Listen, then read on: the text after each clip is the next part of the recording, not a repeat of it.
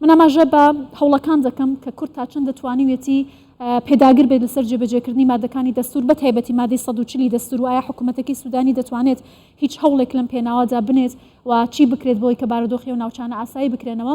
زیاتر قسە دەکەم بەڕێز سەنگەر کانەبی بەرپرسی لقی 23 پارتی دموکراتی کوردستان لە ستودیۆ لەگەڵمان. زۆر بەخێر بێت. زۆر سپاس. من ئاماژەم بە قۆناغەکانی تعریبکردن و هەروەها چۆنیەتی گۆڕینی دموگرافیای ناوچە کوردستانیەکان کرد. ئێستا ئەوەی لە پەڵکانە ڕوودەدات قۆناغێکی دیکە و جیاوازی تعریبکردنە. بۆچی هەر بەردەوامە؟ زۆر سپاس. سەرەتا لێرەوە سڵاو بۆ خۆڕاگری خەڵکی دەڤەری سەرگەڕان بە گشتی و خەڵکی خۆنەچەمێنی پەلکانە بە تایبەتی. ئەو هاوڵاتیان و جوتیارانەی کە ئێستا کە لە پەلکانە بەرگری لە شەرەف و کەرامەت و خاک و نیشتیمانی خۆیان دەکەن. بەداخەوە لە دوای خیانەتی 16 ئۆکتۆبەر ئەو سنوورانە بەگشتی تووشی بارودۆخێکی ناهەموار بوونەوە و ئەو بارودۆخە ناهەموارە لە دوای 16 ئۆکتۆبەرەوە تووشی ئەو خەڵکە بووە و ئەم نەهامەتیە تووشی ئەو خەڵکە بووە. هەرچەندە ئەگەر بۆ مێژوو بگەڕێینەوە کە بە ڕێزیشتان ئاماژەتان پێدا زیاتر لە 100 ساڵە خەڵکی ئەو سنووری مادەی 140 تووشی نەهامەتی گەورە دەبنەوە و بە تایبەتی لە هاوردەکردنی خەڵکی دەرەوەی سنوورەکانی خۆیان و جێنشینکردنیان لەوێ و خواردنی سەروەت و سامان و خاک و نیشتیمانی ئەوان. باشە، پێتان وایە بۆچی جارێکی دیکە ئەم هەوڵانە لەم کاتەدا دەستی پێکردووە؟ هەڵبژاردننی ئەنجومەنی پارێزگاکان کە کەرکووکیش بەشێک لەو هەڵبژاردنە دەست پێ دەکات. هەنگاوەکانی حکوومەتی هەرێم و حکوومەتی عراقی فدراڵ بۆ ئاساییکردنەوەی ئەم بارودۆخە ئێستا گەرم و گورترن و دەڵێن گەشتبینانەتر ئەتوانین سەیری بابەتەکە بکەین. بۆچی ئێستا؟ وەکو بەڕێستان ئاماژەتان پێکرد ڕەنگە هۆکارگەلێک هەبن. لەو هۆکارگانە هەروەکو بەڕێز سەرۆکی حکوومەتی هەرێمی کوردستان لە بەیاننامەکەی خۆی لەو کاتێک کە ئەو گرفتانە لە سنووری پەلکانە دروست بوو باسی لەوە کرد لە کاتێکدا ئێمە و حکوومەتی عراق هەنگاوی ئەوە دەنێن کە بەرەو ئاشتی و پێکەوە ژیان و تەپایی و ڕێککەوتن بین و ئێمە لە هەرێمی کوردستان پشتیوانی لە کابینەی نوێی حکوومەتی عراق دەکەین. ڕەنگە خەڵکێک لەو نێوەندەدا بیەوێ ئەو ئاشتی و تەبایی و ئەو ڕێککەوتنەیە لەبار ببە هەوڵی نەزۆکیان بیانەوەی ئەو ڕێککەوتنە لەبار ئەوانە کێن کە هەوڵی لەباربردننی ئەم هەنگاوانە دەنێن کێ سوودمەند دەبێت لەم بابەتە؟ ڕەنگە کۆمەڵێک کەسی بچووک بن کە بیانەوێ ئەم هەنگاوانە لەبار بنێن و وەکو دەشبینین ئێستاکە جەیشی عراق بە دەستگیرۆیی حەشدی شعبی و بە دەستگیرۆیی خەڵکەکی دیکە ئێستاکە کۆمەڵێک خەڵکی هاوردەی عەرەب کە ئەوانە پێشتر خەڵکی ڕەسەنی ئەو ناوچەیە و ئەو سنوورە نەبووینە هێناون لەوێ جێنشین کراون و پاشان ئەوانە هەمویان لە مادەی 140 تعویزی خۆیان وەرگرتیتەوە و گەڕاینەوە سنووری ناوچەکانی خۆیان کەسیان خەڵکی ئەو سنوورە نین و لەگەڵ ئەوەشدا کە بەرەو هەڵبژاردنەکانی ئەنجومەنی پارێزگایەکانی عراق دەچین ڕەنگە ئەوەش بەشێک بێ لە مادەی ئیعلامی بۆ خۆ دەرخستنی ئەو لایەنانە کە بیانەوێ بەوە دەنکۆ بکەنەوە. باشە، یەکگرتووی کورد وەلایەنە کوردەکان لە کەرکووک بەگشتی تا چەندە گرنگە بۆی کەم مەترسیانە لەسەر و ناوچانە نەمێنێت ئابینین ماوەیەکی دوور و درێژە هەر بەردەوامە بەڵام هیچ هەنگاوێکی بۆ هەڵناگیرێت.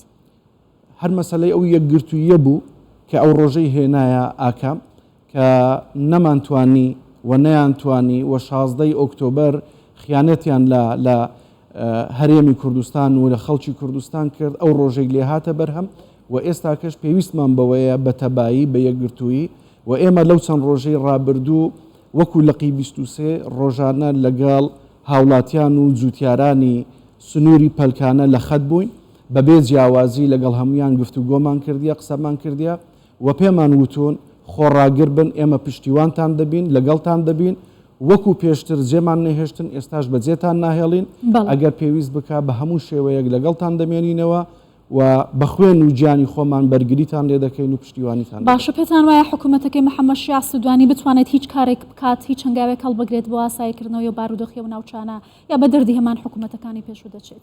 لە چەند ڕۆژی ڕابردوو حکوومەتی هەرێمی کوردستان لەگەڵ حکوومەتەکەی سوودانی لە خەت بوون و لە هێڵ بوون و بە جددی کار لەسەر ئەوە کراوە ڕەنگە ئەوان بیانەوێ چارەسەری ئەو گرفتانە بکەن بەڵام چارەسەرکردنی ئەو گرفتانە تەنها بە کەسێک ناکرێ ڕەگ و ڕیشەی قوڵی هەیە وەکو دەزانین لە سەردەمی عەبدوسەلام عارفەوە 100 ساڵ پێش ئێستاکە ڕەگ و ڕیشەی تعریبکردن لەو ناوچەیە بەردەوامە. ئەو ناوچەیە ناوچەیەکی زەنجینە، وەکو دەزانین ڕۆژانە زیاتر لە 280,000 بەرمیل نەوت لەو سنوورە بەرهەم دێ لە سنووری گوندەکانی دەوروبەری پەلکانە بەرهەم دێ و هەناردە دەکرێت و هەمیشە ئەو بەرهەمە ئەو نەوتە سەرچاوی سامانەکە بۆ پڕچەکردنی هێزەکانی سوپای عراق بەکار هاتووە و ئەو سوپایش لە جیاتی ئەوەی خەڵکی عراق بپارێزێ بۆ کاولکردن و وێرانکردنی ئەو گوندانەی بەکارهێناوە بەداخەوە. ئاماژەت بە سوپای عراق کرد لە دوای ڕووداوەکانی 16 ئۆکتۆبرەوە بۆ شایەکی ئەمنی دروست بۆ لەو ناوچانە داوای دروستکردنی دوولیوە هاوبەشەکە دەکرێت، بەڵام تا ئێستای چەنگاوێک نەنراوە. ئەگەر تعریبکردن بەم شێوازە بەردەوام بێت بۆ شای ئەمنی بۆ جموجۆڵی چەکدارانی داعش بێت پێتانوانیە ڕەوشی ناوچەکە لەوە مەترسیدارتر دەبێت. بەتاکید ئێمە ڕۆژانە بۆ کاری حزبی هاتوچۆی زۆرمان لەو سنوورە هەیە، زیاتر لە 10 کیلۆمەتر بۆشایی ئەمنی لەو سنوورە هەیە و پێشتریش لایەنە پەیوەندیدارەکانمان لێ ئاگادار کردیتەوە و ئەو بۆشاییە ئەمنیە زۆر جار تیرۆریستانی داعش لێەوە دزە دەکەن، دێنە ژوورێ و کاری تیرۆریستی دەکەن و ئازاری خەڵک دەدەن، ئەزیەتی خەڵک دەدەن و سەروەت و سامانی خەڵک لە خەتەردایە. بەڕاستی ئێستاکەش لەگەڵ چارەسەرکردنی کێشەکەش ئەو کاتی دروێنە دێ، کاتی چنینەوەی بەروبوومی جوتیارانی ئەو سنوورە دێ. ئەمە پێمان وایە هێشتا خەتەرەکە لەسەر ئەو سنوورە ماوە، پێویستە چارەسەری باشتر و ڕیشەیی لە بۆ بکرێت. باشە چەندگاوێک بگیرێتە بەرچیتان کردووە بۆی کە ئەم داواکاریانە بگەێنن و هەروەها پاڵپشتی و پشتیوانی لە خەڵکی ئەو ناوچانە بکەن کە بەردەوام ڕوبەڕووی ئەمە ڕەشانە دەبنەوە؟ هیچ هەماهەنگیەکتان لەگەڵ نەتەوەکانی دیکە یالانەکانی دیکەی کەرکووک و هەروەها حکوومەت هەیە، حکوومەتی سوودانی بڵین بۆ قسەکردن لەم بارەوە؟ هەڵبەتە ئێمە لە ڕێگەی خۆمانەوە وەکو لقی 23 پارتی دیموکراتی کوردستان سەروی خۆمان و لایەنی پەیوەندیدارەکانمان لێ ئاگادار کردیتەوە و حکوومەتی هەرێمی کوردستانمان لێ ئاگادار کردیتەوە لەگەڵ وەزارەتی ناوخۆ، لەگەڵ بەڕێز وەزیری ناوخۆ، لەگەڵ هەموو لایەنە پەیوەندیدارەکان لەسەر هێڵین بۆەوەی بتوانین چارەسەر بکەین و ئەوەی لە چەند ڕۆژی ڕابردووش بینیمان حکوومەتی هەرێمی کوردستان چەند بە جددی هاتە دەنگ لە پشتگیری و پشتیوانیکردنی خەڵکی سنووری ناوچەکە و ئێمە کەیف خۆشی خەڵکەکەمان دید بەڕاستی لەو پشتیوانی حکوومەتی هەرێمی کوردستان و حکوومەتی هەرێمی کوردستان ئەوەی نیشاندان و ئەوانیش لەوە دڵنیا بوونەوە کە لەو شوێنە بەتەنیانین و بەتەنیا زێناهێڵدرێن. باشە مەترسیەکانی بەردەوامبوونی ئەم ئاڵۆزی و ئەم ڕەوشەی کە لەو ناوچانە هەیە بە تایبەتی زیاتر چۆن ڕنگ دەداتەوە، لەسەر کێ دەبێت و چۆن دەکرێت ئەم خەڵکە بەرگەی ئەم مەترسیانە بگرن؟ ئایا ئەم هەڕەشەیە ئەگەر بەو شێوازە دووبارە بێتەوە ئەو ناوچانە دەکەونە چ بارودۆخێکەوە؟ طبیعی ئەو هەڕەشانەی کە هەن خەڵکی هاوردن، ئەگەرنا ئێمە لەگەڵ هەموو سنوورەکەی خۆمان ئەو برا عەرەبانەی یا ئەو برا تورکمانەی کە خەڵکی ڕەسەنی سنوورەکەن سەدەها ساڵە ژیان بەیەکەوە بەردەوامە، ئاشتی و تەبایی پێکەوە بەردەوامە و لە خۆشی و ناخۆشی یەکتر ئەو خەڵکەیە بەشدارن، بەڵام ئەو خەڵکەی کە ئێستا کە لەوێ کێشە دروست دەکەن و مایەی مەترسین بۆ سەر سنوورەکە، بۆ ئایندەی سنوورەکە، بۆ جوتیارەکان، بۆ مەڕدارەکان، بۆ ئاژەڵدارەکان، خەڵکی هاوردەی ئەو سنوورن، چونکە تاکە بژێوی ژیانی خەڵک لەو سنوورانە هەم ئاژەڵداریە هەم جوتیاریە.